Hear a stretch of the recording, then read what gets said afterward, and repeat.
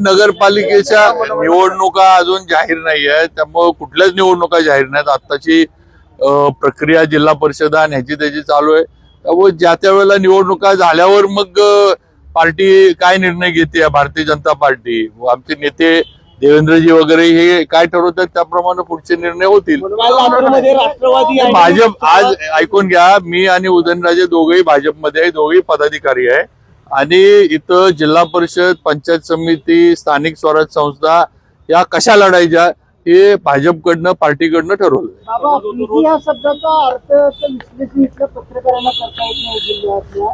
काय बिझी आहात अशा पद्धतीचे उदयनराजे म्हणालेले आहेत. थोडं त्यामुळे तुमच्याशी अजून चर्चा होऊ शकलेली नाही. पण मी परत सांगतोय की स्थानिक स्वराज्य संस्था याच्याबद्दल भारतीय जनता पार्टी आणि आमचे नेते देवेंद्रजी फडणवीस मुख्यमंत्री साहेब आणि रवींद्र चव्हाण साहेब आमचे प्रदेश अध्यक्ष असतील, हे सगळ्या जिल्ह्याचं मिळून जो निर्णय घेतील, मग जिल्हा परिषद, पंचायत समिती, नगरपंचायत, नगरपालिका जे काय असेल, जो पक्षाकडनं निर्णय होईल त्याप्रमाणे आम्ही निर्णय करणार.